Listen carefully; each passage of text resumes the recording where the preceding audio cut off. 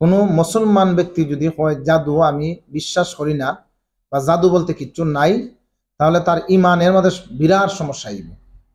এমনকি তার ইমান যাইতে গিয়েও পারে। হে যদি একবার সজ্ঞানে বুঝিয়া যদি হে কয় যে না আমি জাদু বিশ্বাস করি না, জাদু বিশ্বাস করতাম না, তাহলে তার ইমানও যাইতে গিয়ে পারে। واتبعوا ما تتلو الشياطين على ملك سليمان। আসসালামু আলাইকুম ওয়া রাহমাতুল্লাহি ওয়া বারাকাতুহু। সম্মানিত দিনী ভাই ও বোনেরা, আপনারা যারা দেশ ও প্রবাস থেকে আমার ভিডিও দেখরা, আপনার প্রতি রইল আমার পক্ষ থেকে আন্তরিক অভিনন্দন ও ভালোবাসা। আমি আজকে আপনার সামনে যে বিষয় নিয়ে আলোচনা করব তা হইল, আমার অনেক রোগী ভাই বোন আছেন বা আমার অনেক শুভাকাঙ্ক্ষী আছেন, তারা আমার কাছে প্রায় সময় অনুরোধ করেন যে হুজুর, জাদু কি এবং জাদুই মানুষের কোন ধরনের ক্ষতি করে বা কতটুকু সত্যতা আছে এবং জাদু থেকে কিভাবে বাঁচা যায়, এই বিষয়ে যদি একটু আলোচনা করতা তে আমরা লাগে উপকার হইতো। কিন্তু আমি ব্যস্ততা থাকার কারণে টাইম টেবিল মিলে না, যেটার কারণে এই ভিডিও বানাইতাম পারি না বা এই বিষয়ে আলোচনা করার সুযোগ হয় না। এক নম্বরে কত হইছে, জাদু যে সত্য এর কোনো সন্দেহ করা যাইতো না। জাদু 100% সত্য। কোনো ব্যক্তি যদি জাদুরে অস্বীকার করে, কোনো মুসলমান ব্যক্তি যদি কয় জাদু আমি বিশ্বাস করি না বা জাদু বলতে কিচ্ছু নাই, তাহলে তার ইমানের মধ্যে বিরাট সমস্যা আইব। এমনকি তার ইমান যাইতে গিয়েও পারে। হে যদি একবার সজ্ঞানে বুঝিয়া যদি হে কয় যে না আমি জাদু বিশ্বাস করি না, জাদু বিশ্বাস করতাম না, তাহলে তার ইমানও যাইতে গিয়ে পারে। এখন এই এত বড় কথা যে ইমানও যাইতে গিয়ে পারে, এত বড় কথা হওয়ার কারণ কিতা? যেহেতু জাদু আমরা সবাই জানি জাদু আছে, এটা আমরা সবাই জানি। কেউ বিশ্বাস করি, কেউ বিশ্বাস করি না, কেউ এটার উপরে আমরা মানে খুব বেশি বিশ্বাস করতে রাজি, আর কেউ বিশ্বাস করতে রাজি না। কিন্তু এইটা হচ্ছে জাজির ব্যক্তিগত বিষয়। কিন্তু একজন মানুষ যদি একেবারে জাদুর বিষয়ে সত্যতা জানি না, জাদুর বিষয়ে বুঝার পরে যদি সে অস্বীকার করে, তার ইমান থাকতো না। সেনে ইমান থাকতো না। জাদু জাদু হইছে শয়তানের খুশি করা, শয়তানের মন্ত্র ডাইরেক্ট। জাদুটা হইছে আল্লাহর নাফরমানি করা, আল্লাহর বিরুদ্ধে যাওয়া, শয়তানের পূজা করা। এটা হচ্ছে জাদু। এখন জাদুর দ্বারাতে জাদু বিশ্বাস না করলে আপনার ইমান যাইব এখানে।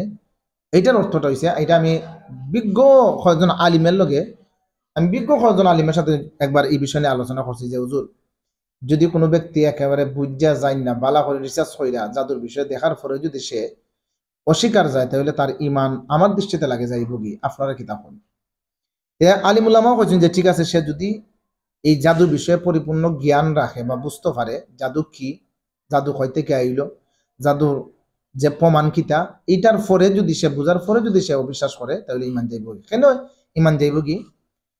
ইমান যাইব কি ও কারণে যে আল্লাহ নিজে কইছেন যে জাদু আছে। আল্লাহ নিজে কইছেন যে জাদু আছে।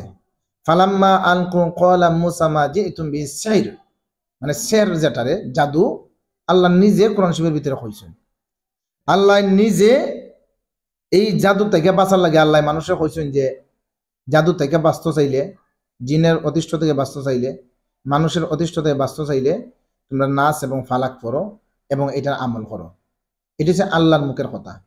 আমরার যে নবী রাহমাতুল্লিল আলামিন, যার কথার মধ্যে যদি কোনো আল্লাহ রসুলের যে কথাগুলা কইছেন বা আল্লাহ রসুলের যদি আল্লাহ রসুলের কথা যদি অস্বীকার করে, হে বেঈমান কাফির হয়ে যাব।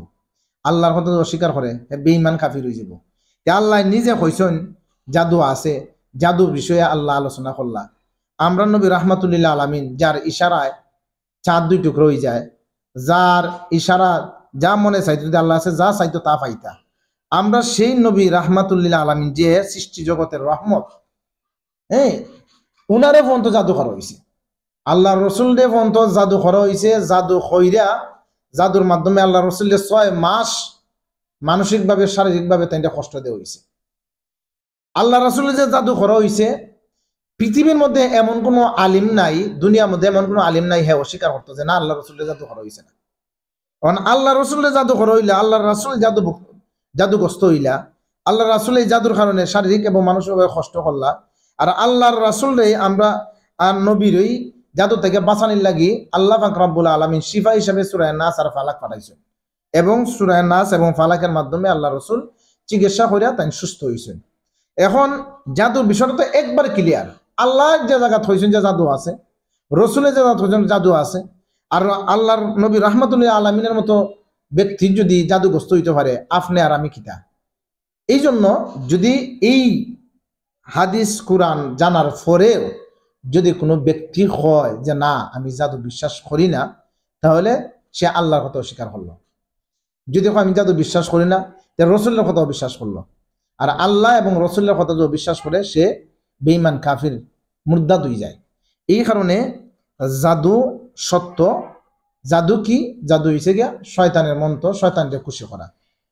আপনারা অবাক হয়ে যাবা একটা বিষয়, একটা তথ্য যদি আমি দেই। আমার লাইফে আমি মনে হয় 1,500 থেকে 2,000 জাদুঘরের সাথে আমার সাক্ষাৎকার হয়েছে। আমি যে 17-18 বছর ধরে কবিরাজি করা মিলাই নিয়ে আইছি, অনেক মেহনত, অনেক কষ্ট কইরা, অনেক বিষয় মানে যাচাই বাছাই করে, অনেক বিষয়ের উপরে মেহনত কইরা এই সাইডর দিক ঠিক কইরা এই কবিরাজি লাইনে আইছি। যেহেতু আমি জিন এবং জাদুর বিরুদ্ধে কাজ করবো, এটা দৌড় হয়ে আছে বা এর সত্যতা কতটুকু আছে বা তার পাওয়ার কতটুকু আছে আমার বুঝার লাগে আমি প্রায় অনেক বছর আমি বিভিন্ন জাদুঘর যারা আছে তারার লগে আমি তার কাছে আমি বইসে উঠছি। জাদু কিন্তু আমি চর্চা করছি না কোনো সময়, মানে জাদুর মাধ্যমে কতটুকু কি করতে পারে এগুলা নিয়ে আমি তদন্ত করছি। আর আমি কিন্তু জাদু করি না, জাদুর বিরুদ্ধে কাজ করি, জাদুর চিকিৎসা করি, জিন এবং জাদুর চিকিৎসা করি। এখন আমি যে কথাটা কইতে আসলাম যে আমি প্রায় 1,500 জাদুঘরের সাথে চলিয়া আমি দেখলাম, তার সাথে আমি পরামর্শ করে দেখলাম যে জাদুর মাধ্যমে অনেক কিছু করা যায়। জাদুর মাধ্যমে একজন মানুষকে একেবারে শেষ করা যায়। জাদুর মাধ্যমে একজন মানুষের মানসিক পারিবারিক অসুস্থ করা যায়। জাদুর মাধ্যমে একজনের সংসার ভাঙ্গা যায়। জাদুর মাধ্যমে ব্যবসা নষ্ট করা যায়। জাদুর মাধ্যমে ফ্যামিলি নষ্ট করা যায়। জাদুর মাধ্যমে সবই করা যায়। খেলে জাদুটা হইছে একমাত্র আপনি আল্লাহর বিপক্ষে যাইবা আর শয়তানের পক্ষে যাইবা। আল্লাহর বিপক্ষে গিয়া শয়তানকে খুশি করবা। আর জাদু যারা করে, আমি বিজ্ঞ কয়েকজন জাদু করে আমি জিগাইছি, তারা বড় বড় জাদুকর যারা, প্রথমই তারা যে জাদুর যে সবক না নেয়, জাদুর শিক্ষার জাদুবিদ্যার যে তারা সবক নেয়, এই সময় তারা সর্বপ্রথম তারা যে ইমানটা আছে, এই ইমানটা তারা নষ্ট করা লাগে। তারা সজ্ঞানে হওয়া লাগে যে আমি আল্লাহরে অস্বীকার করলাম, আমি আল্লাহর বিরুদ্ধে গেলাম।